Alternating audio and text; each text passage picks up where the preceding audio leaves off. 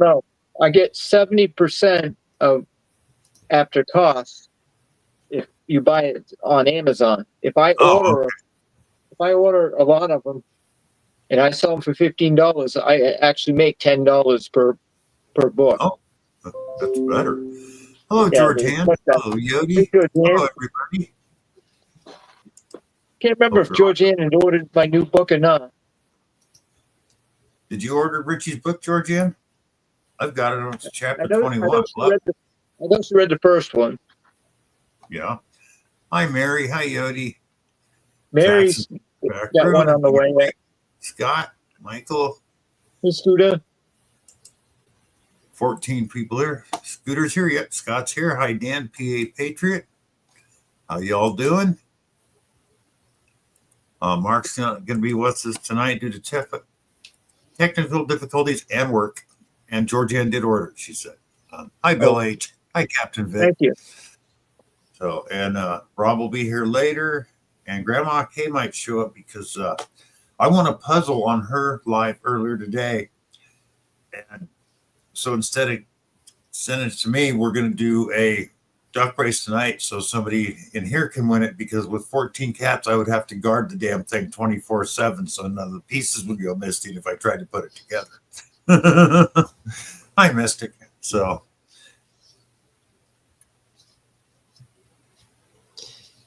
Yeah, my mom's really sick, so she just came in and asked me if I wanted anything. Hi, John Finder Keepers. Hi, Jim Steele. There's been something going around. Hope your mom gets better, Michael. Yeah, she's got shingles. Unfortunately, it's not. That, yeah, it's really, really bad. Yeah, sorry. Dang. Somehow, knock on wood, I've never had the shot, but I've never got them either. So, hi, Workman. I went and got vaccinated. I didn't want to take the chance. I got to get that done because everybody I've ever known said it's one of the most painful things you can go through. Hi, Gregory. And it looks like it is. So, I mean. Hey, Gregory. Hey, Carrie. We got 24 in the house already. Thank you, everyone. Hi, Carrie. Share your referral link. Okay, I don't know why. It doesn't do anything for me, but because I got the free version.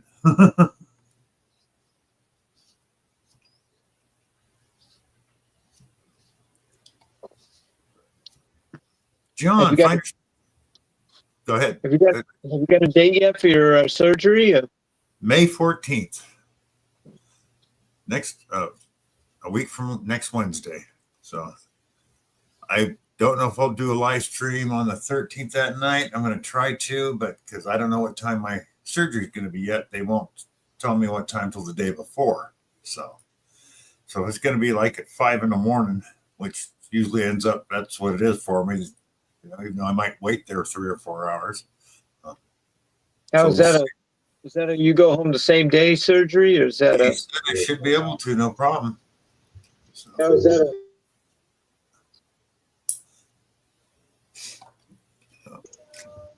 Hi, Kingsgold, New York. Yes, I can't wait because I just want to get out metal detecting so bad. I tell you. And dump digging and do some gold panning down here at the river and everything else. Do you still have your gold pans? What? You still got your gold pans? Yeah, I still got my gold pan. It's full of crap right now, but I still got it. My section bottle and all that stuff. Don't worry, all of our gold pans are full of crap. Some rocks, some stuff. Almost everybody's gold pans are full of crap. Well, sit on the shelf instead of moving, and I just threw stuff in it. Right. I got one that's been floating around on my front porch for like 3 months. That's full of rocks out of a pay dirt bag. I just need I leave it there so my kids can pick out the pretty rocks, and then I wanted to repan it once, make sure I didn't miss any big gold, but it's been floating around out there for like 3 months.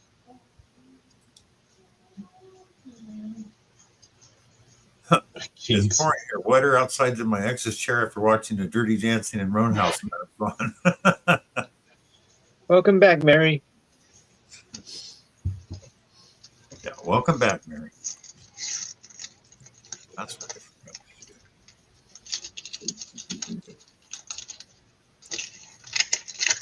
Hey, Brian. Now, Richie, do you still get out detecting or no?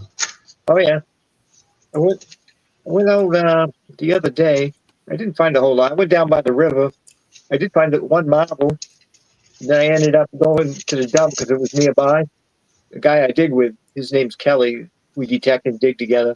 We went over to the dump, and I dug 4 more marbles that day. Nice.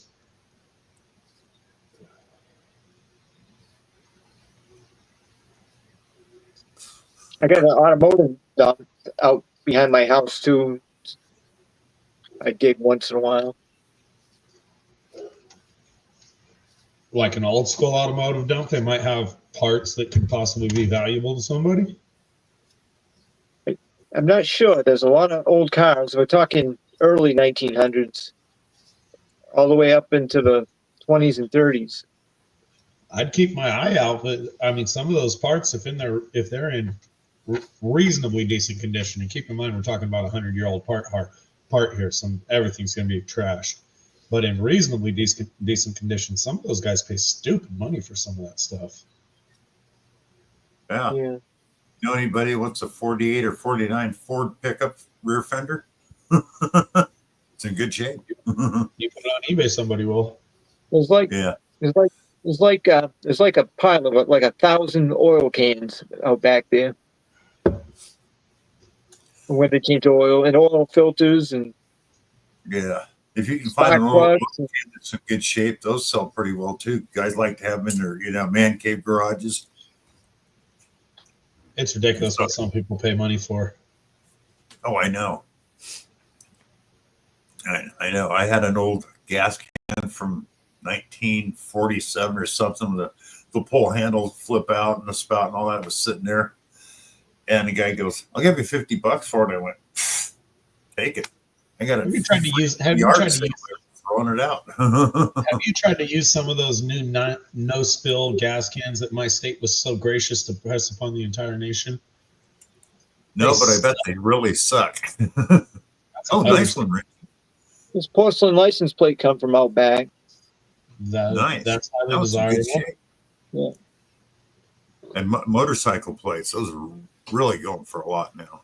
Yeah, I found a motorcycle plate in a river. I sold that sucker for, I think I got $200 for it, something like that. Nice, especially if one came out of a river. I can go for $200. Something I find in a river. It was just basically a brass tag is all it was, but it had the main seal and all that on there. Yeah. Yeah. I got a car wheel cap. Right. Yeah, me too. Yeah, you got the Model T. Hold yours up again, Michael. I'm trying to figure out what it's off of. Michael, hold yours back up. Hold it closer. Yeah, hold it close. Oh, that's a star. Yeah. Yeah. Can't remember what that went to, or if that was an aftermarket.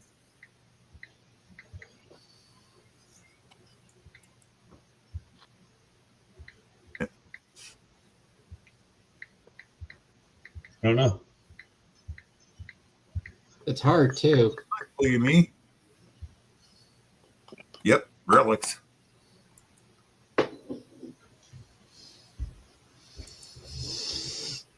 $26 in the house, thank you. Yeah, I want to get back down because there's a dump site I haven't dug yet that I want to dig. Also found out I was told about another home site that's older than the one I've already been digging. So I want to get to that one. But it's got to be before July because where this other one is. Hi, Bud. Hi, Gary. Well, thanks for dropping in, Gary. Because it'll be so overgrown, I won't be able to get in there.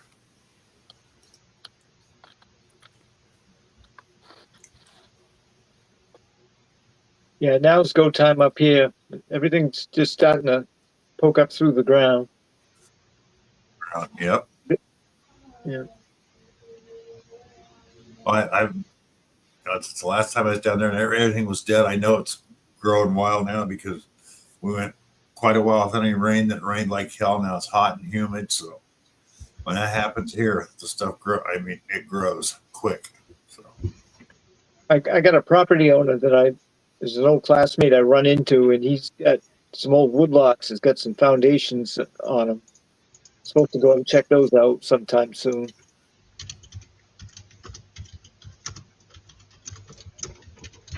So wait a minute. You guys are saying that when this supposed rain stuff falls from the sky, other things grow from the ground? yes. You're just pulling my leg. Well, it rained all weekend, Saturday, Sunday. Sunny Monday, sunny today. My grass is turning green.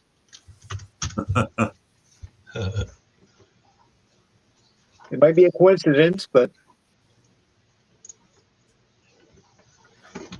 Yeah, my dirt just gets more goat heads in it. Yeah, back when we had their supposed droughts or whatever, they raised water prices so much I had to let my grass die. I did like having grass. I just got a thing from Pat. He's lurking in the stream, Park Rat Pat, and there will be a Zoom meeting tomorrow night. So good to know, everybody. You guys generally have a pretty good time over there, don't you? Yeah, Mike, that was a radiator cap, right? What Mike held up was a radiator cap, right? Was that a radiator cap or it was a wheel hub. looks like a wheel hub? It's a Star Car motor car audio. Yeah, it's audio cap.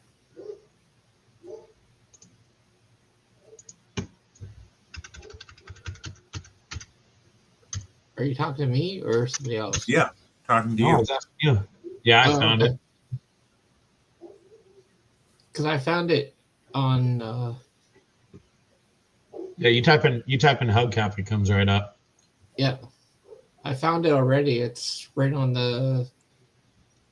I put it on the conversation thing.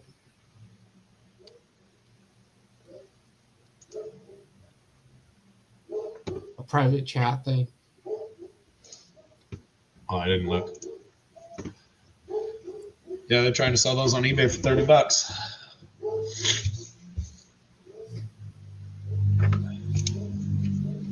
Oh, I have found everything almost. I found a 1812 Great Shot that I donated to a museum that uses it for presentation for the 1812. Nice. Yeah, I'm seeing them anywhere from $12.99 to $30. Oh, Mark got his internet back, or he's using his phone. Hey, Mark. Howdy, Mark. Hi, Don Rollick Reaper. Said the storm moved in, blew down wind, or 60-mile-an-hour wind, blew down trees. Internet goes out. Mary, leave Mark alone.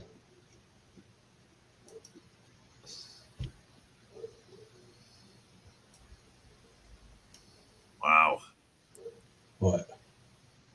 Hi, medical detectives. Well, medical. It's 60-mile-an-hour winds. Hi, Tomcat in Pittsburgh. That's kind of strange, isn't it? What, 60-mile-an-hour winds? Yeah. Those 60's pretty quick. Yeah, I know. That's why I thought that's kind of strange for Pittsburgh, Pennsylvania. Could be wrong. Might be normal. 31 in the house. Thank you. Brian, hello. How you doing? Yeah, Great show over here. If we're having a 40-mile-an-hour day, then we can get some gusts up to 60. They'll do a little damage. Okay, Mark, does that mean yes, it's normal, or yes, it's strange?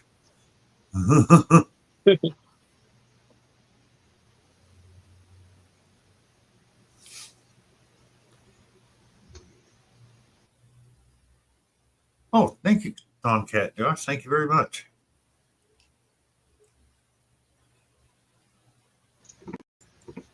Nice, Stonecat.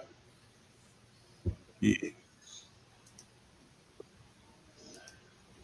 Well, at least I know tornado weather's over here for now. It's just going to be hot, humid, and wet sometimes. So I think his red chief died, Mary. Summer's coming on slow for us. Yeah, I heard you guys are getting a lot of rain.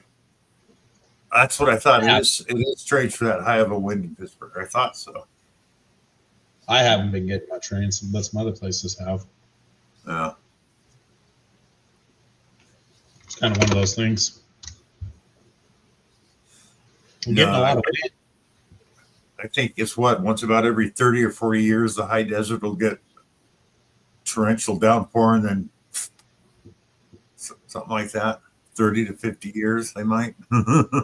When there's an El Nino, occasionally we can get some pretty good rain. We'll get like that tropical storm Hillary gave us really good rain for a day.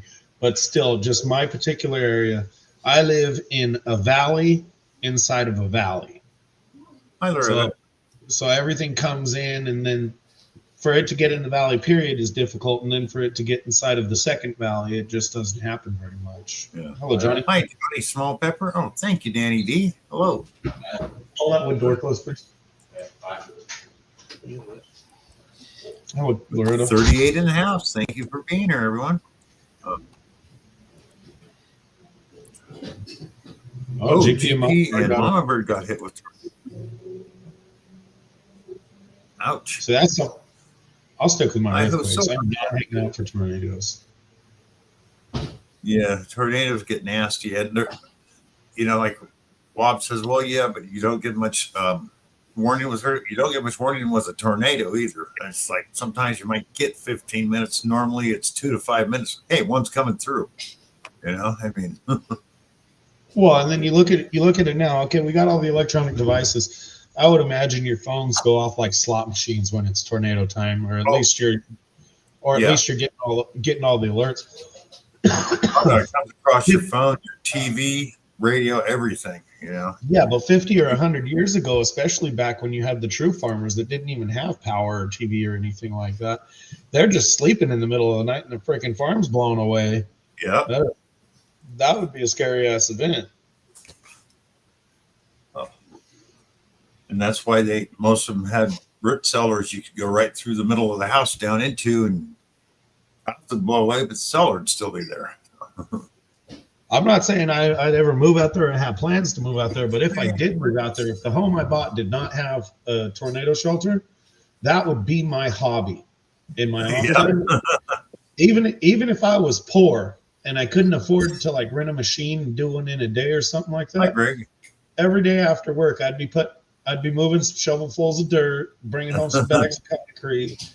I would be making a storm shelter. Even if I just made a concrete pad on the ground and then just dug a hole under it, something. I would do something. No, I agree. What I don't get now is they don't do that anymore. Instead, I agree, you buy these steel buildings that just bolt to the ground. Like I said, put a pad down and bolt it. It can withstand 250 mile an hour winds, and they call it a storm shelter. Yeah, I'm going underground. Huh? Yeah, I'd rather go to, because it may withstand the hurricanes and water, but you get a tornado that slams a truck into it at 250 miles an hour. Yeah, I don't think so. then you're in a soda can flying around the tornado feeling like Dorothy. No thanks. I'd rather take my chances outside of that's what Loretta has. Loretta says she's got one of those buildings that bolts to the ground. Yeah, those bother me. Loretta, I mean, yeah. I'll dig a hole, put some concrete, and bolt it down to that. That's pretty good. And you look at all the old homes from up until the 40s; they all had storm cellars. So if it hit, you went into the underground. Well, every now and then you see videos of these people finding the old nuclear fallout shelters in their yard. Yeah. That everybody. I gotta step out.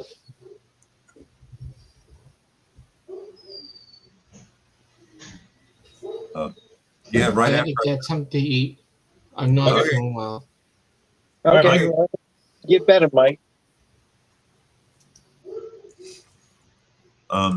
Right after I moved out here, the house that I've been looking at for sale years back, people bought it, and there was a storm shelter, or not a storm, a nuclear fallout shelter.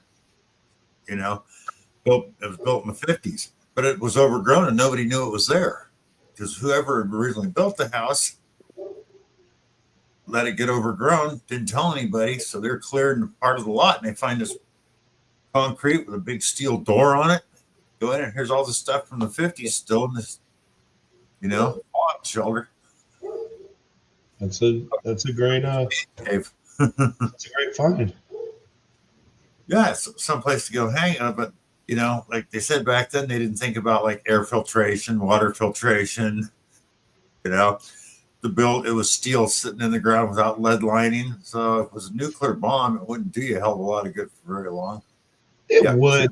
It would. The ground's actually a pretty good insulator, but if the bomb was bad enough to wipe out your area like that, you're pretty much screwed anyway.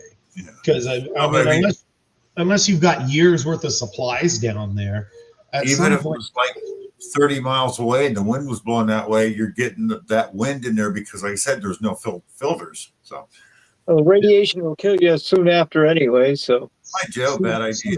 Soon after, but it's like giving somebody a placebo when they go to the doctor. Hey, if it makes them take off their tinfoil hat, it's fine.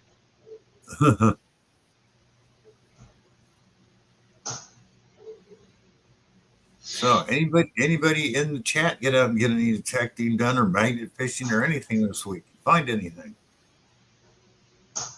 And it's that time of the year people are getting out now, so finding stuff.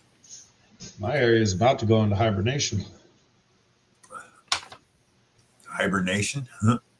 Yeah. We got to hibernate during the summer. That's true. Too damn hot. I will never remove my tinfoil hat. That's right. I just got that. Hey, Loretta got out found crap and clad. That's what I was originally going to name my channel, was the Clad and Crap Metal Detecting. Hi, Robster. Hey, Rob.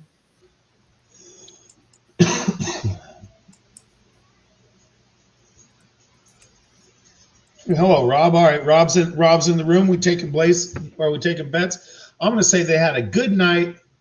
They came in fourth, but it was just an answer that none of them knew.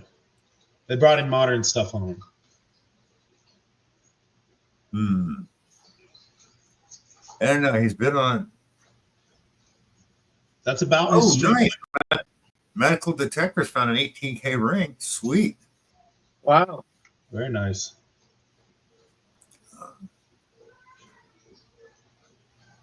Jody, back-to-back gold rings, 2 days in a row. Cool. You see Scott McClure? Oh boy, just confirmed the 2027 Super Bowl is on Valentine's Day. That should be epic for some domestic violence for sure. I have got $1.21 clad and about 40 pull tabs.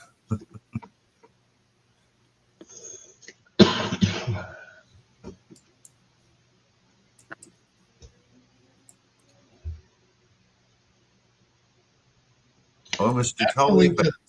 That's the link to the video, Bill. That's not the StreamYard link. What? Uh-oh. It's a YouTube link. How'd that happen? It doesn't matter. Rob has to come in through StreamYard, not through the link, to be able to use his powers anyway. Oh, I remember why I put it over on Angie's. That's why. There we go. There's the StreamYard. 1910 Burt Cutlery pocket knife. Nice, Mystic. Very nice. And here's Robster. Rob. The first time I heard it was to the regular. It was just to the regular YouTube page, and I was like, "Where's my StreamYard link?" Sorry about that, Rob. That's all right. We have 41 in the house. Thank you. Thank you all. Very nice. Hello, Danny. Hello, Grandma Kay. Yes, Angie, that was a great interview.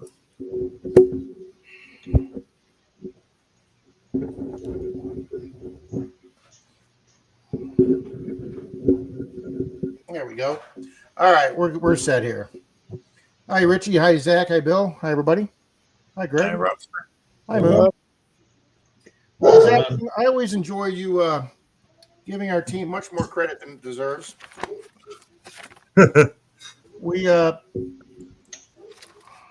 We finished dead in the middle, 9th out of 18 teams. All right. Why'd you finish in the middle? Because Rob wanted to be a team player, even though he's team captain, and I wanted to be a team player, and I went with some answers that 3 or 4 people on the team said, even though I didn't think right, and of course they were wrong. Sometimes I need to go with my own gut instincts here.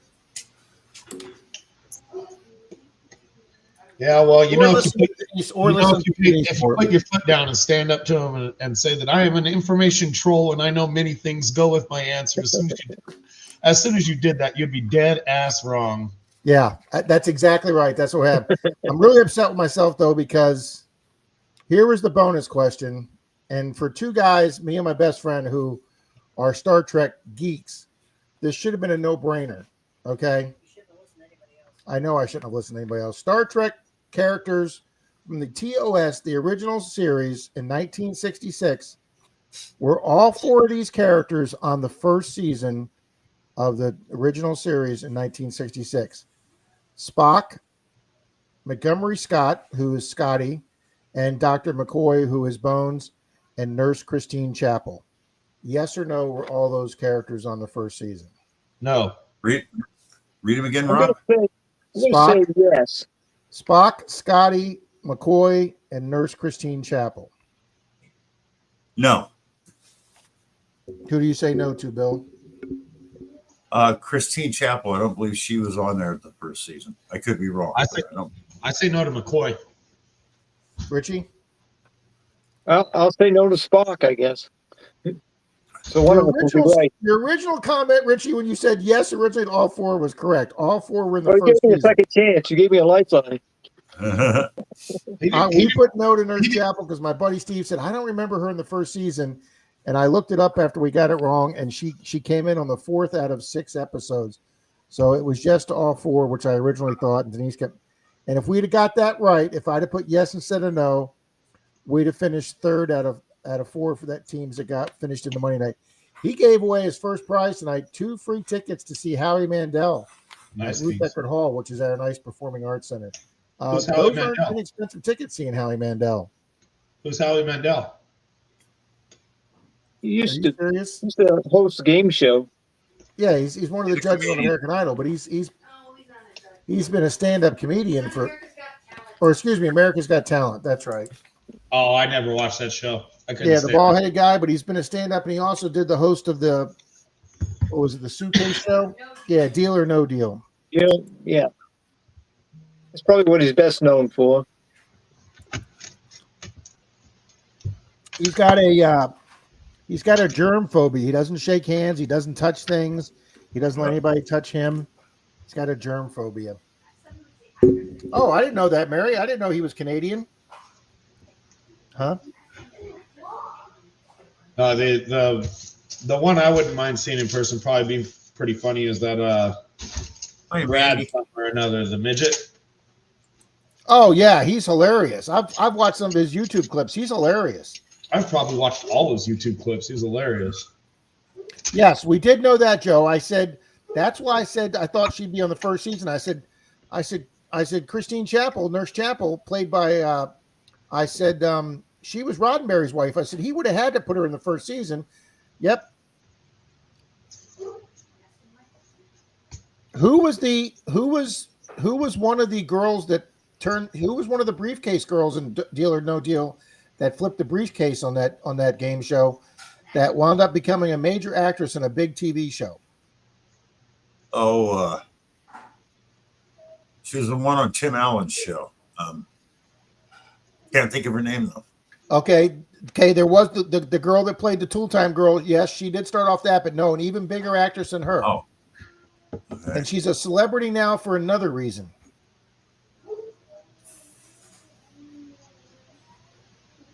If I give the other clue, you guys will have it in a heartbeat. She's now a princess. Meghan Markle. Yep. Yeah, she was. She played a big role in Suits for 7 or 8 seasons in Suits.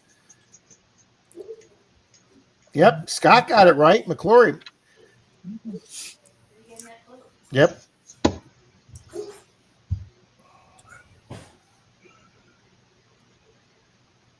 He's the guy that was straight on the island with the frisbee. He named Spalding. You guys are hilarious. That was a good movie and book, especially if you read the book first. Yodi says Star Trek's on in my living room right now. And no hockey questions this week. He didn't have a single. He had a. He did have a sports question, Richie. Out of these 3 major sports, which one fields the least numbers on a field at one time for one team? Football, baseball, or soccer? Which one has the what? The least amount of players for one team on the field at one time. Soccer. For one team, Yeah. I know baseball has less than football because it's Right. baseball is 9. Football's got 11 guys. Or football's got 11. 11. Baseball's got 9. Yeah. I'm going to say And- baseball. It is baseball. I thought it was soccer because I thought there were 7 guys on the field. I thought Oh, there there's was 10. three midfielders and 3. 3 forwards, No, 3 defenders, and a I didn't goalie. realize it. Soccer's got 11 guys on the field at one time. 10 players and a goalie. What was the basketball question? Oh, what team did Michael Jordan and the Bulls lose to more than any other team in the finals? Was it the Detroit Pistons. Boston Celtics, the Knicks, or the Pistons? The Pistons. That's exactly right. We got that. I got right. one I'll bet you Rob can't answer. Richie probably can, but Rob can't. All right. Early 90s, Michael Jordan skipped a year with the Bulls. He just didn't play. He didn't play basketball, period. But the Bulls came up with some new guy that they swear nobody had ever heard of this man. They swear it was Michael Jordan in disguise. Do you know what that guy's name is? I've never heard of this before. Oh, you never heard of it? No. Do you know it, Rob? No, I'd never heard this either. Let me pull it up. More information. I never knew he took a year off. Yeah, he went to go play baseball for the White Sox. Well, I knew he played baseball for a year, but I thought he did that in the off season.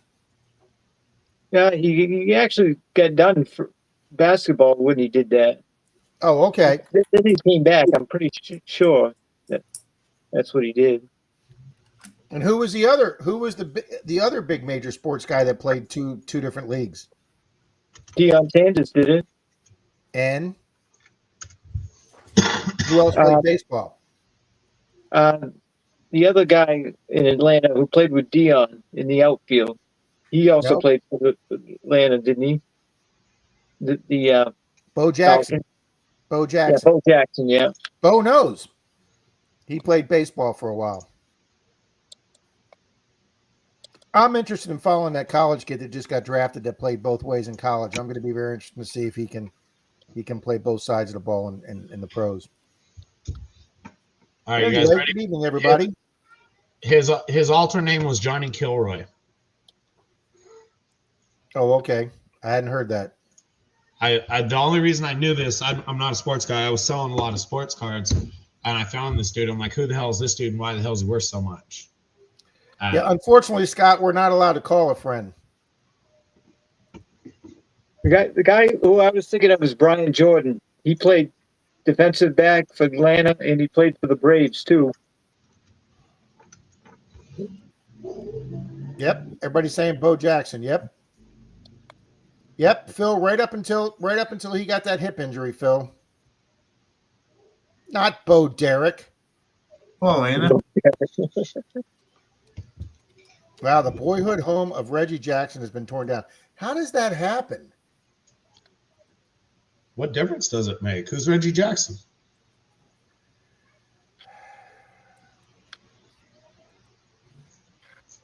One of the Jackson. One of the Jackson. One of the Jackson. Jackson. No, he's not one of the 5 Jackson brothers, okay? He was Mr. October in baseball. I mean, you I can't may keep this believe up forever. numismatics. Just because the guy grew up there doesn't really make it a sacred location. No, but there's a lot of fans that would go visit that. Apparently not enough to keep it open. Yep, there you go, Relic. Yep, Reggie Jackson. Yep, he invented the Reggie candy bar. Well, that's who it was named after for sure. Like the Babe Ruth. Hello, Brad. Yep. Who was it? I think it was, and Bill will correct me on this because Bill knows a lot of this useless trivia shit. Was it Hulk Hogan that turned down the George Foreman grill deal? No, I don't think it was. Somebody turned down the grill before they offered it to George Foreman. Could have been, but that doesn't sound right, but it could have been. Let's see. Now, is this true that there's going to be a rematch of the fight between Tyson and Jake Paul? I hope not. That fight was cares? just sad. Yeah, it was Hulk Hogan. It was Hulk Okay. Hogan. Okay. You could tell Jake Paul was Yep. What I thought it was backing Hulk off Hogan. on him.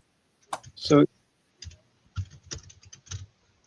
He turned down the George Foreman deal, but opting instead for a meatball maker called the Hulkamania Meatball Maker. Yeah, that's a household name nowadays, isn't it? You know, I ran across a YouTube short one day and I absolutely love it. The dude's name is Don Fry. He was fighting a big old Asian guy. He was a boxer, and they just get as soon as the bell rang, they just continuous. now, when George Foreman died not too long ago, they mentioned how much money he used to bring in. At one time, he was bringing in I think it was like 12 million a week or a month or something like that because of the grill. I'm trying to remember Babe Ruth's real name. George Herman.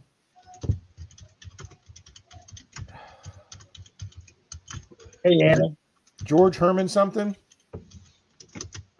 Did I get that part right? Somebody's saying Herman. Yep. All right, I just put up the link of the short of what everybody expected from the Tyson fight. This dude's name is Don Fry, all American guy. George I'm Herman sure. Root Jr. Boom, Rob gets it right.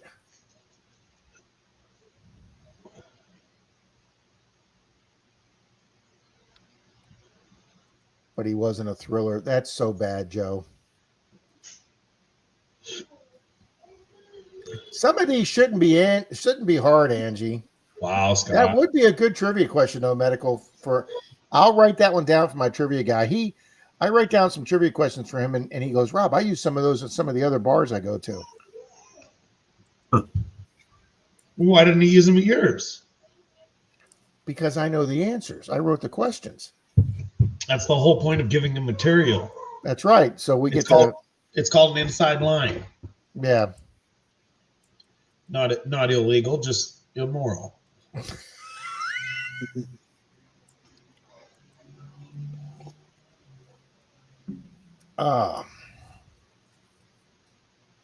Well, guys, we did a box of halves lives last night, and unfortunately, we didn't get any silver. No, but it was a Did good you- time. High Did five, you Mom. find anything? No, I got 10. I got 10 NIFCs, but I didn't even get a proof. But we did show off that really nice Columbus 500th anniversary commemorative coin. I made that into a short that's coming out tomorrow morning. Now, bicentennial half dollars do those have silver? No, Nope. they actually.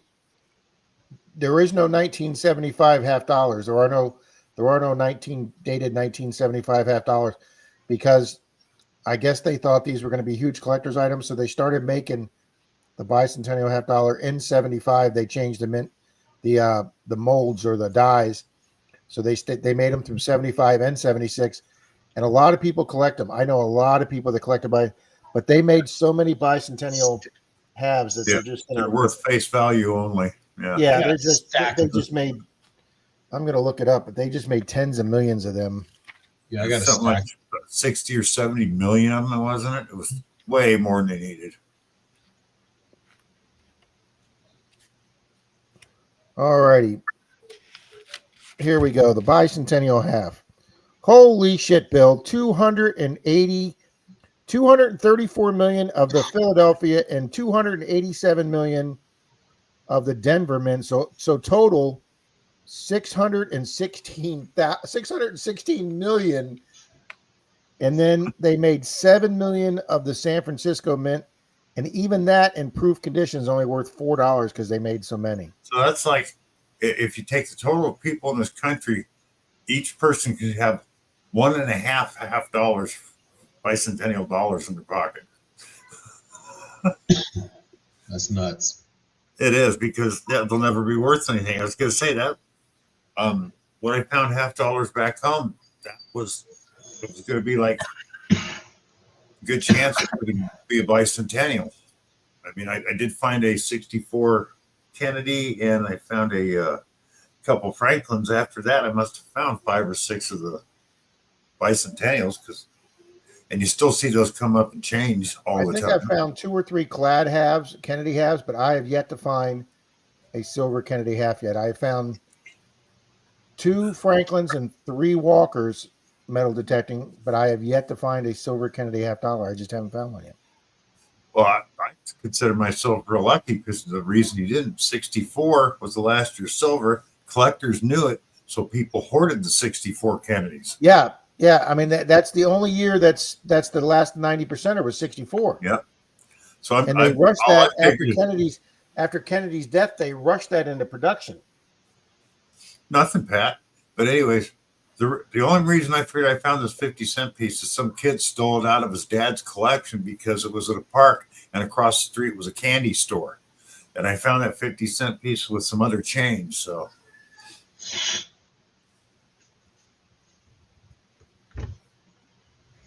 Yep. Nothing wrong with a 50-cent piece being worth 50 cents, sir. And the problem is 50 cents ain't worth 50 cents anymore.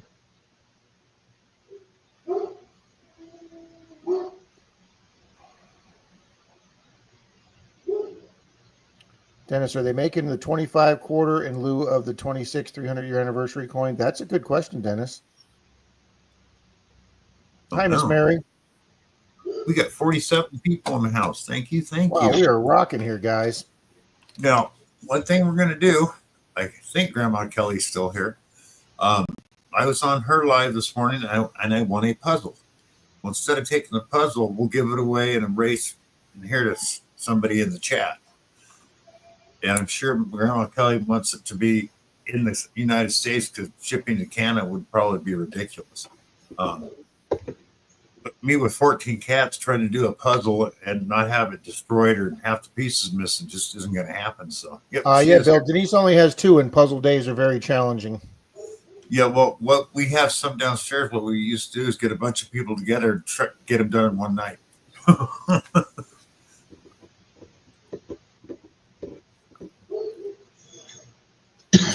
Give the puzzle away. Very nice. Oh, do a hashtag puzzle, not a race, so someone will get it who wants it. Okay, we can do that, Grant. Yeah, if you don't want a puzzle, don't enter. We can do the, random comment picker where you type in hashtag puzzle. That works. Will you tell me? Do you want me to set up a hashtag puzzle? Yeah. You want to do it now? Oh, Danny, no, I can't. Wait a minute. Can I do that? Yeah, I can do that. You should be able to. You're an admin on his. Yeah, but I'm not. Yeah. You're not an admin on Bill's? I don't know what the hell's wrong with my StreamYard. He was listed, but it wouldn't let him in, so I canceled it so I could add him back in. Then it wouldn't let me add anybody in. So. Yeah, so we can't do a comment picker. Let me see. I'm in there right now. Let me see. Well, I could. Tuesday Night Live with three exclamation marks. So let me see if I can do it.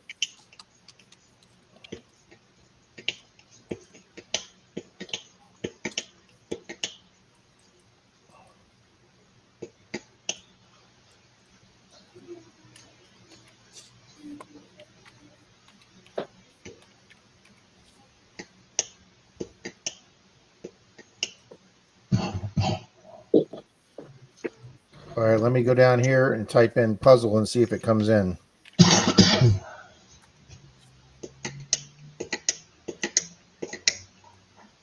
Yep, sure did.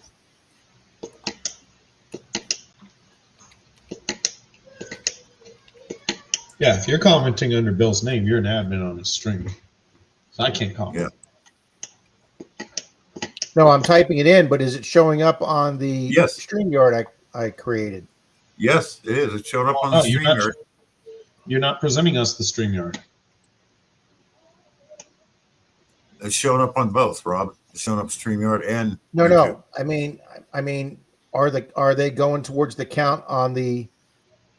You're not sharing the screen with us. Okay, hold on.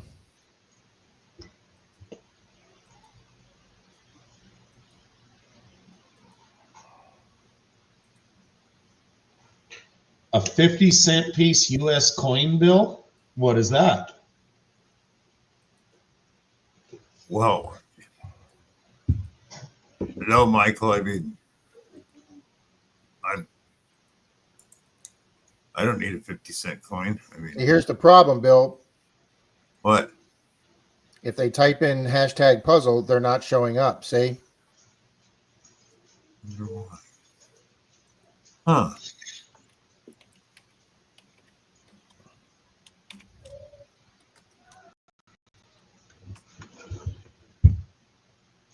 No, they're not. Okay. So you have to do that, Bill. Yep. I see that now. Okay. Open it up over here. Keep talking, Rob. I'll get it figured out. Michael, are you talking about a real one or a reproduction? Because if that's a real one, you can't give that away, man. Those have value. What is he talking about? A 50-cent coin bill. It's referred to, or its real name is a fractional currency, United States fractional currency. It's on a bill. It's a 50-cent piece, but it's a paper 50-cent piece. Oh, So if that's real, one, it's very old, but two, it has value. I mean, it's all condition based, but you're talking anywhere from $40 to $40 an up. 40, I would say. The first couple I looked at were 100 and then 580. It all depends on which one it is. Hey, my pain pill just kicked in. Hi, Danny D. I had to look that one up. I've never seen one before. Dude, I never heard about it either. It's just I read his post. It was a 50-cent U.S. coin bill. Do you want one? yeah, And he- no. What? Unless you want, are you talking for a giveaway? Hi, Frank. I don't know. He hasn't commented since. No. Let's see. Looks like they made quite a few different varieties of it. Yeah.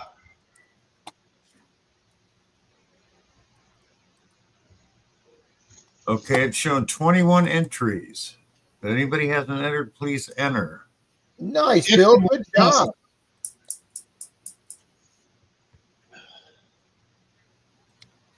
Yeah, as soon as I typed in it, pitch up the entries. So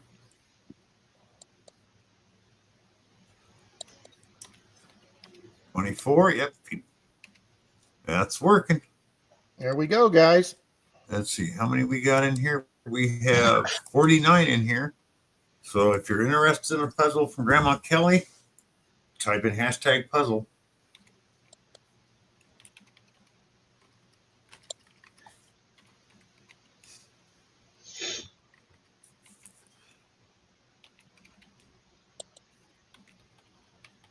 Oh, Mermaid, by the way, that was a really cool crocodile in your video. Hello, mermaid. What? She had a live crocodile in her video? She had a live crocodile in her video. Yeah. Another down in Mexico. Yep. It was on the bank of one of the rivers she's got to pass through to get to the beach. Turn that sucker into a belt.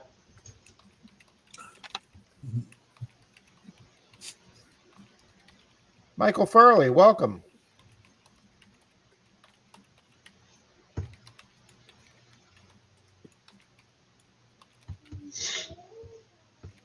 Yeah, I'm doing pretty good typing on drugs here, Zaxxon. You dare say that drugged Monardo is more cognitive than sober Monardo.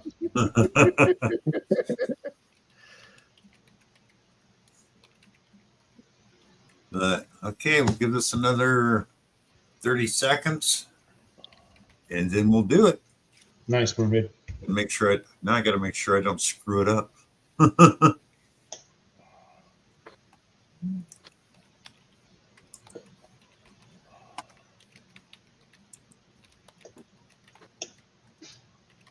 Okay, is everybody entered that wants to enter? I'm going to go hit draw. Go right ahead, sir.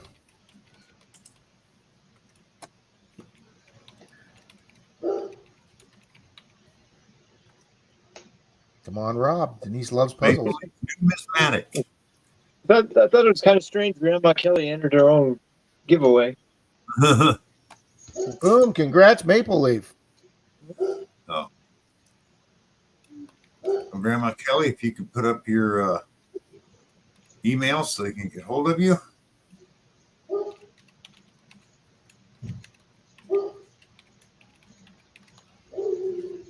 Congrats, Maple Leaf.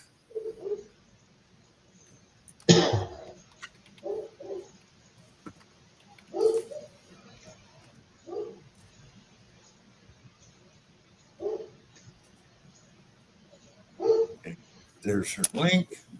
Let's take this down. There we go. Howdy, Bart. Howdy, Bill H. Man, Bill, I did some work for a guy down south, like Louisiana, something like that, Georgia. Yeah. Now I thought I couldn't take the cold. It was about 2:00 in the morning this morning. I thought I was bad taking the cold. This dude was shaking like a leaf, and we're talking it's like 50. I mean, the breeze is a little chilly, but he's out there. Go sit in the truck.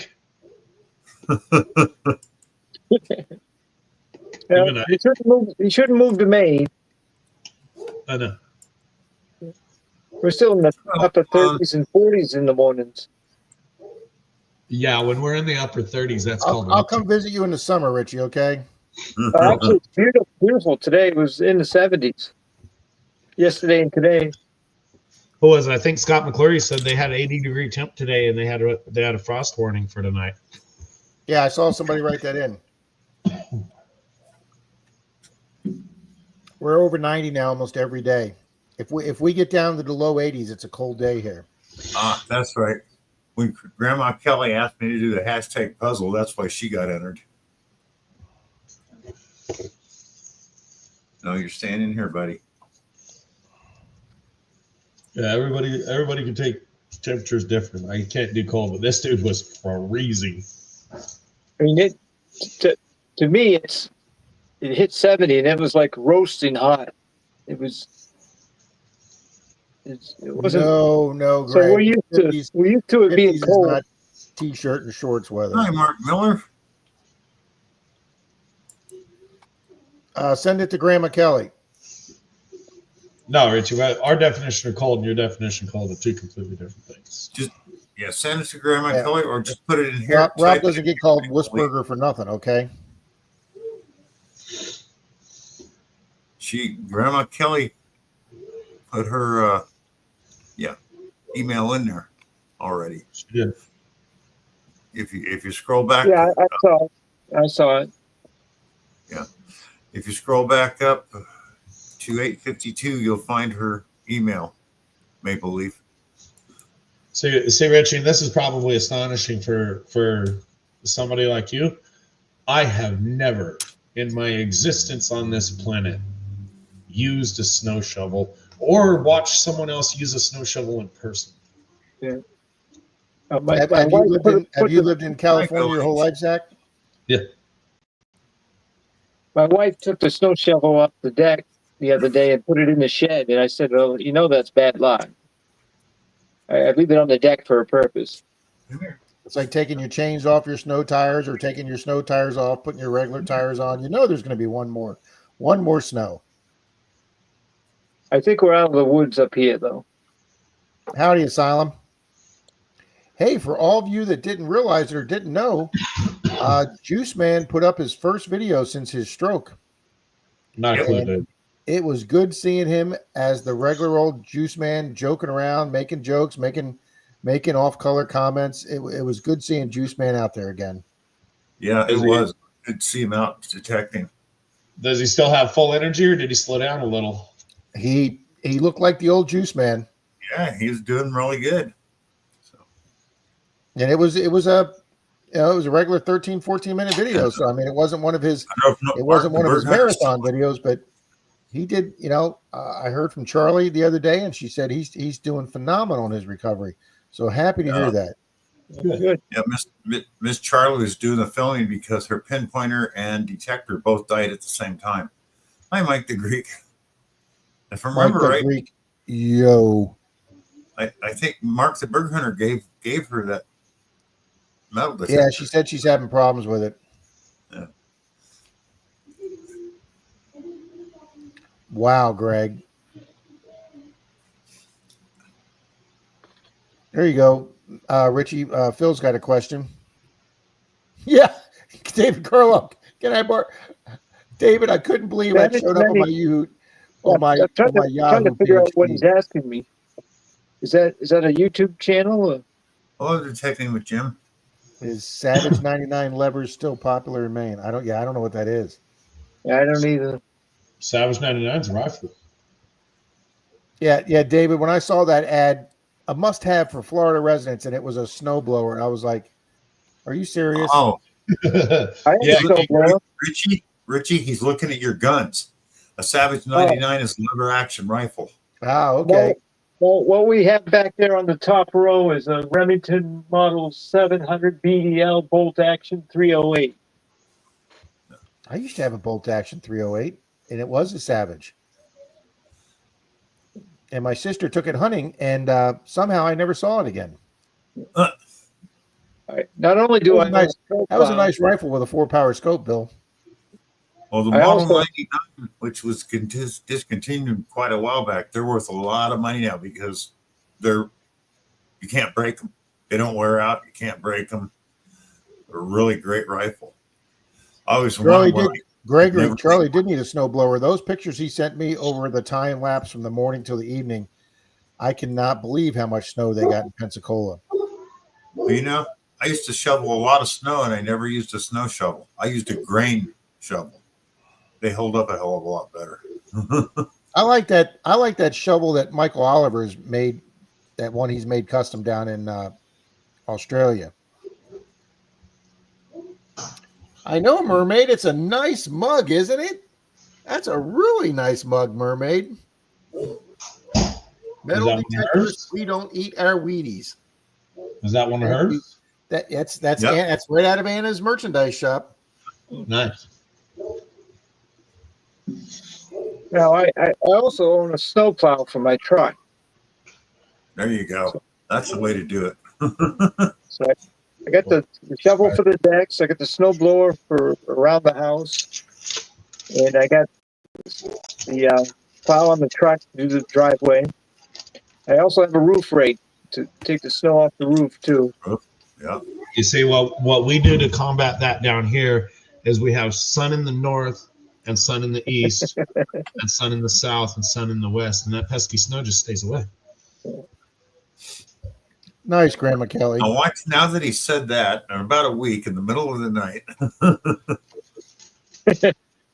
The red, not a modern, Michael. They stopped making 50-cent coins as silver in 1970. So from 1970 and earlier, they're silver. From 64 on back, they're 90%. From 65 to 70, they're 40%. And that was the last coin in the United States they made with a partial silver. From 1971 on, no American coins got silver in it, unless it's a commemorative or a special proof mint from the mint. But there's no what's the word I'm looking for? Circulating coins that were silver. Yeah. They were There all you go, not Rob. for circulation. They were collector's coins. That's what they meant. Yeah, Bill, and that's why I've never found a 1970 silver. 1970 is the same as the 1987. It's an NIFC year. They only made 2.1 million. I've Yeah. never seen a 1970 half dollar in person.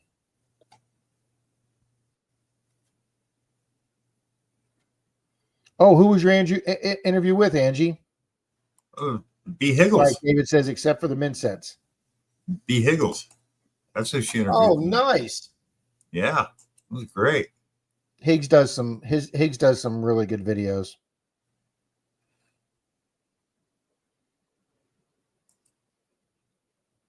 And so does Adam from AEW Adventures. He does some he's got some beautiful scenery up there in Maine. Richie, you're where, in Vermont, or are you in Maine? I'm in Maine. I'll tell you something. I watch Adam's videos there. They're just your guys. Adam who? AEW Adventures. Oh yeah. I've hunted with him. Just gorgeous scenery he has in his videos. Nice, David. I've never had one. Yeah. Pretty mellow. Angie says, I now know what he looks like. I think he's actually shorter than Shane.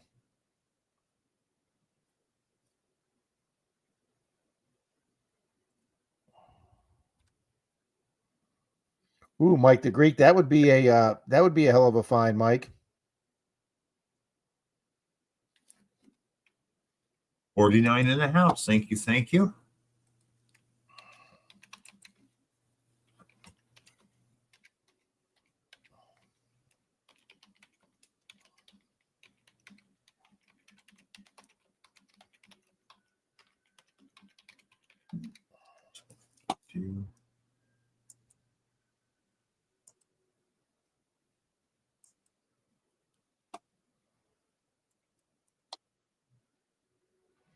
Wow, there are. A few 1971 D. Kennedy half dollars were struck on the 40% silver planchets by mistake at the Denver Mint. These coins are considered transitional error coins and are highly sought after by collectors. Wow, I wonder if there's a number for them.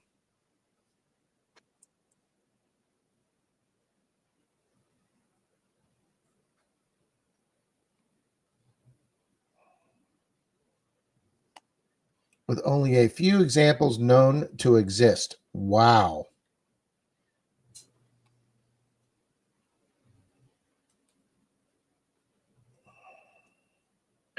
Well, Angie and Rick, I do interviews. I'm going to be on with Ed, Flash in Japan in June, early June. And I've done other ones in the past. So I'm up for it. All you got to do is ask. You know, Rob, it makes you wonder if any of these people who work at the Mint will deliberately strike a few errors just to throw them into circulation and, create something for people to hunt for. I think I would. Yeah. You wonder how labor intensive that is, or how much that's automated.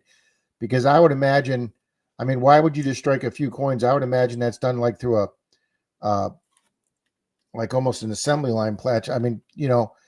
You'd have to be working virtually by yourself or with somebody that you could trust just to pop out 5 or 6 or a dozen and then stop the thing, put them all in your pocket. And then, I don't know if those guys got to go through a metal detector or x-ray machine on the way out of the Mint. Of course they do. But just imagine if you set aside a few 40% dollars to the side, where they switch the line or whatever, and you just toss them in the big feeder bucket of blanks, there's going to be some going out into the world like that. Makes you wonder if they ever do it just to build stuff up. Okay, people, I put this link in here to a channel called Coin Help You. The guy has a coin store. And in this video, some people came in and they needed money and they had a coin collection that was left to them from the mother, from the father. Anyways, almost every coin in the thing was phony. Some were actually silver, but they were still phony. And he points out some looked really good. Others you could tell from across the room were phony. But this guy bought him, gave him pretty decent money. He goes, I do this to get them off the street and so other people don't end up with them. And I could show you what's fake, what's real. So check him out. And it was amazing what I didn't know there was. In this day and age, they're copying any old coin they could find to think they can make money off of. They did the same thing with Civil War relics a few years back too. I believe it. Just Yeah. hey, let's make Nice, David. let's make I'll this tell you phony. today, I watched a video today of a big channel. He's a I'd have to refine it, but he's a guy that films one of the coin stores he goes into, and it's a very, very big and old and reputable coin store. And he filmed a guy bringing in his grandfather's collection of 12 1880s Morgan dollars that were absolutely gorgeous. And a lot of them were O's and S's, but on the back side of the plastic containers they were in, they were very toned, and some of them were kind of like a dark brown, ugly toning on the one side, but the other sides were gorgeous. And he initially offered the guy $600 for those 12, which I thought was a little low. And then when the guy said, I'll take it, he reviewed them again and said, you know what? I'm not sure if these have been cleaned. I'm not sure the toning, what these will go for. So I'd feel more comfortable offering you in the 500 range. And the guy took 500. And I really thought that was an effing ripoff.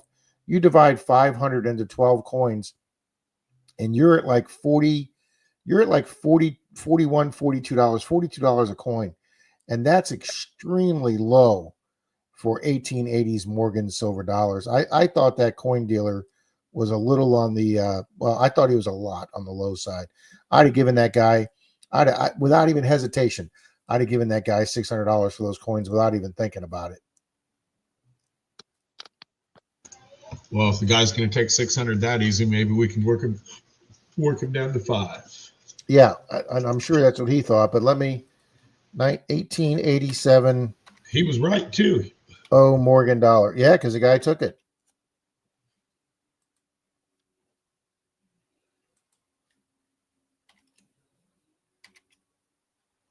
All right, so yeah, here's one on eBay for $38. But I mean, it's nowhere near the condition this guy's got one. Oh, bad idea. Follows Coin Help You. Yeah, that's a great channel.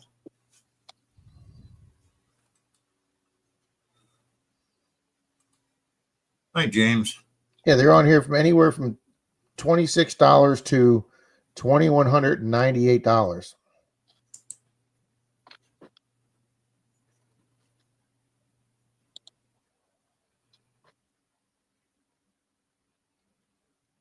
I don't know if I'd buy coins off of eBay or Etsy. Well, you can't buy them off Etsy because those people on Etsy are just absolutely idiots. Yeah. This Buffalo nickel is very special. It's worth $2,300. They have a lot of prices on eBay too. People just put a ridiculous price up there, and then And I don't understand that, because when you list something for thousands of dollars trying to rip people off, eBay charges your listing fee based on what your selling fee is.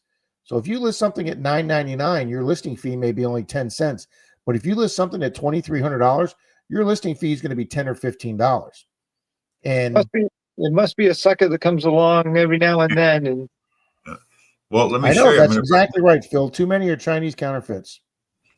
Now, see all these coins in this guy's hand? They're all phony. Well, I mean, look how fuzzy the Walker looks. That's what he points out on some of them. He goes, if you look at them, like the Liberty, the letters they're just not correct. And he goes, but to people that don't know. Yeah, now that coin in the upper right, Bill, the one with the two soldiers on the horses, That's Yeah. the I think that's the Confederate Stonewall or Robert E. Lee coin. That was another commemorative $50. I don't know what year that was, but that's a commemorative half right there. Well, that's one thing he brings up. He goes, not only is it bad, he goes, they got the year on it wrong because it was only made 1 year. Yes. So, Wow, how bad. I mean, Jesus, why wouldn't you have a copy of that? That's don't even get me started, Bill. okay, like I was talking about the 1986 Liberty commemorative hat that you got. Somebody made they called it a hat, but it was the size of a silver dollar. It is silver, but it says 1906 and was selling as a real coin. I mean, at least some of the ones on Etsy and stuff in real small letters in the corner of the ad, they'll put replica or reproduction. If you pick up something for like, they sell a lot of the 1909 VDB cents that or the VDBS that's hard to find, and a few of them they actually do put replica or this is not a real coin or this is a, but most of them don't. You just make you think it's. I'm going to find that one with the two soldiers, Bill. I was buying stuff off, I can't remember what it was, Alibaba or something. So they sent me this free gift. And I opened it up, and it's a Morgan, supposed to be a Morgan silver dollar, right? The color's wrong. The weight isn't right. Whatever metal it was made out of, it was coming off on my hands. And then I turned it over, and I didn't have a scope, but I did have a looking glass. And then very, very, very tiny letters, copy.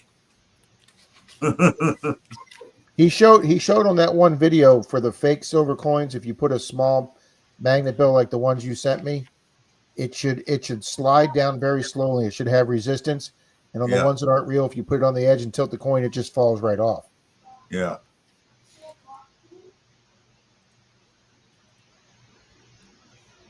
I can't believe they counterfeit even junk silvers like Mercury dimes.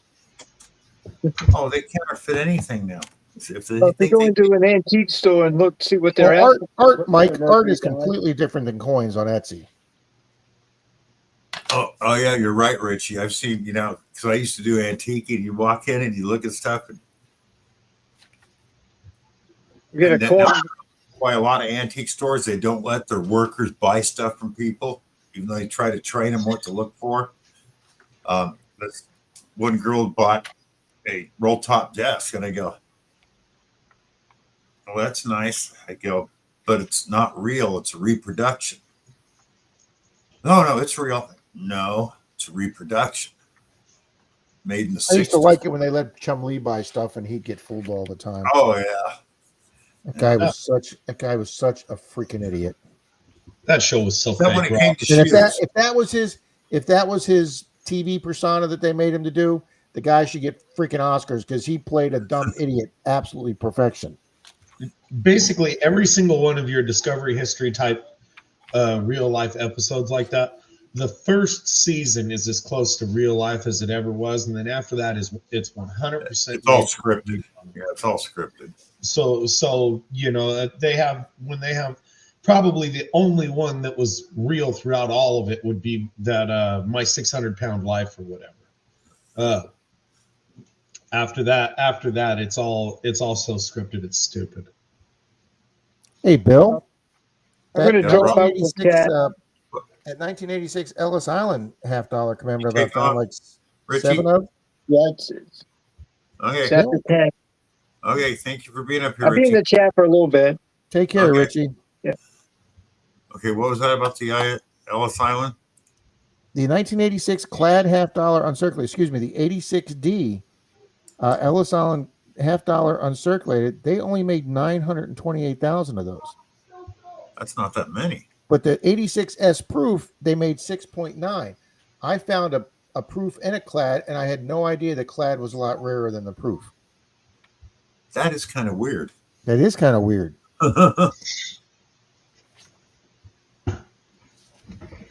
Yeah, I'm not finding that one with the two soldiers yet, Bill.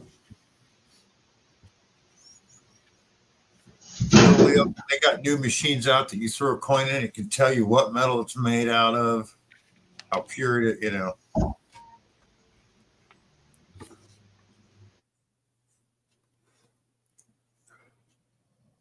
$1,000. I've seen some of them that are 5,000 and 6,000. Yeah, I like finding the commemorative halves. Unfortunately, I haven't found one yet this year in a box. 2 years ago, I had a great year. I found like 8 or 9 commemoratives.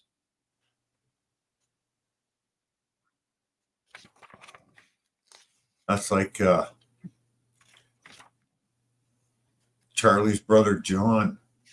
He was given a coin from a friend of his. Turns out it's a copy. Yeah, I think I remember hearing them talk about that. And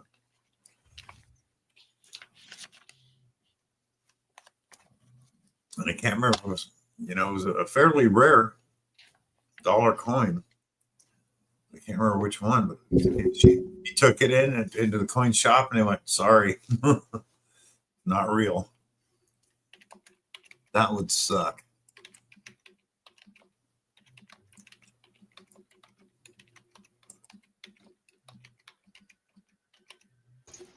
That's just how it is anymore.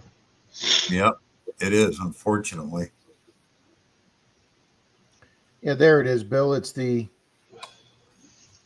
called the Stone Mountain Memorial Coin. It's got Stonewall Jackson and Robert E. Lee on it, I believe, on one side, and then it's got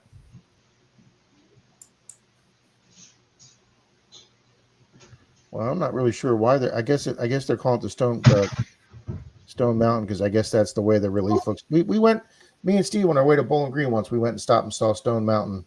That's a pretty impressive. That's a pretty impressive rock, let me tell you. Yeah. What year was that minute, Rob? 1925, Bill. 1925. Okay. Well, why didn't I Yeah, find that in the book? I passed right by 1925. Why didn't I see that in the book? Okay, his does say 25 on it, but I know there was things wrong with it. So they got the year right. Did you guys ever watch that show of the guy who started faking casino chips? I have seen that show, Zach. That dude was pretty good. He did it for a long time, and he stole a lot of money. There it is. I missed it. The 1925 Stone Mountain Memorial. 1.3 million made, Bill. Oh, $55, Bill. That's worth. hi, Trash Panda. Okay. The one coin that I got rid of before I checked on it years back, in 1921, they made a 300-year commemorative $50 of the Pilgrims. And at the time, I didn't have a red book or anything to know what it was worth. And can't remember why I got rid of it because I didn't think it was that interesting or something. But anyways, I sold it cheap and found out I shouldn't have sold it cheap. Well, if you plan I on told doing you. that again, let me I know. told you there's somebody that got a silver dime from me. That's a 1700 real. That's got to be very happy right now. Yeah. Let's see. Zach, one of the cats, Denise dropped a pretzel, so she told the dog to get it, and he didn't want the pretzel. So one of the cats came over and started playing with it, knocked it under one of our little portable pantry. So Denise took a stick, the cat stick, and she put it under the pantry looking for that. And she got a key, she got a rubber band, she got a lot of cat fur. And I'm like, honey, see if there's a 1700 real under that cabinet. She's like, why? Do you think it'll be over there? I went, no, not really. But what the heck? If you're finding keys and rubber bands, maybe there's a real under there. Or a once in a lifetime, only one known to exist. Yeah, that's definitely not going to be under there. Well, Rob, I just looked up that Pilgrim, and mine wasn't this good a shape. Somebody's got an MS-67 on eBay, $1,904. There you go, Bill. That's what they're asking.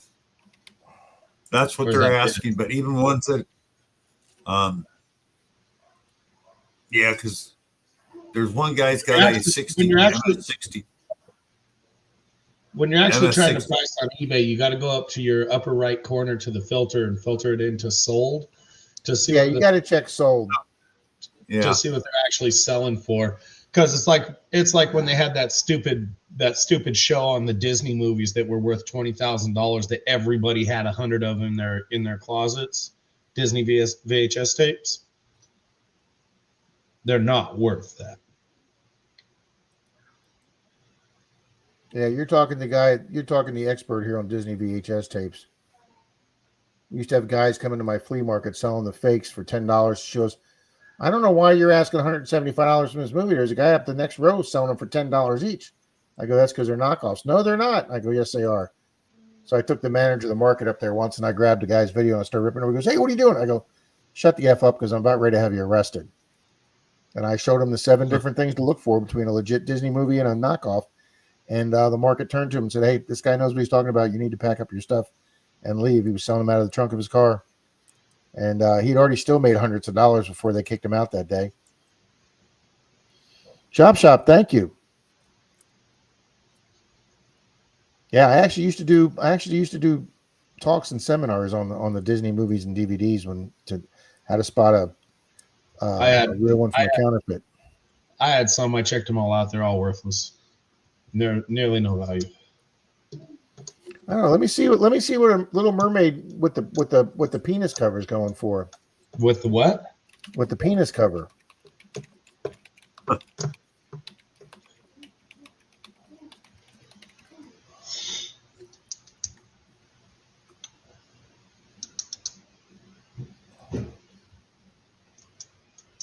Zach, somebody has it for $999. Doesn't mean they're going to sell it. No, Thank but you, I at one time, Zach, I had 5 of them factory sealed, mint open. I believe the last one I sold it for $250, and another one I traded a Disney collector for a set of 8. What's the big jelly company? Not Smuckers. What's the other one?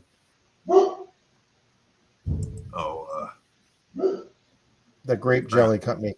I traded for 8 grape jelly jars of Snow White and the Seven Dwarfs from the 1940s, and I traded him the Disney VHS for it.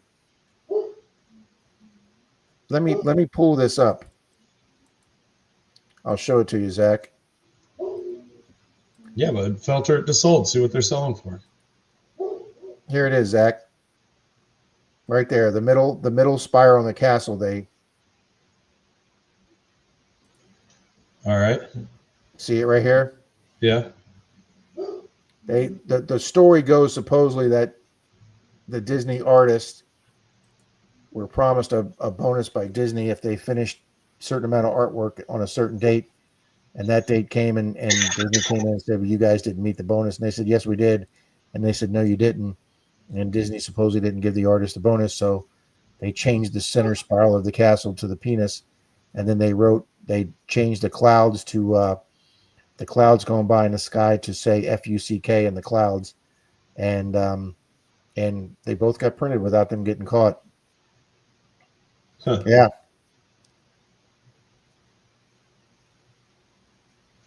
Joe, that Stone Mountain is awesome. It's freaking huge.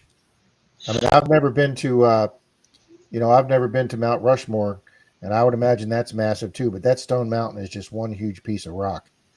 We didn't have time to take the cable car to the top. The next time I go, I want to take the cable car up to the top. But yeah, Grandma Kelly, I sold one of those brand new with that cover for $250, and I still have one in stock in my tub in the closet. I'm still waiting for him to put a cable car to the top of Everest. Yeah, it's probably coming, Zach.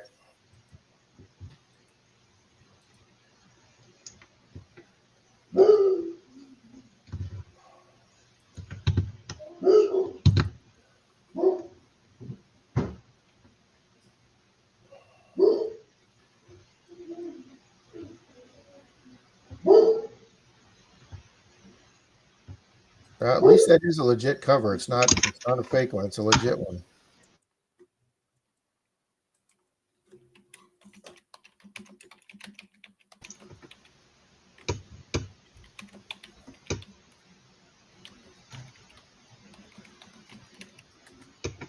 Nice, Relic.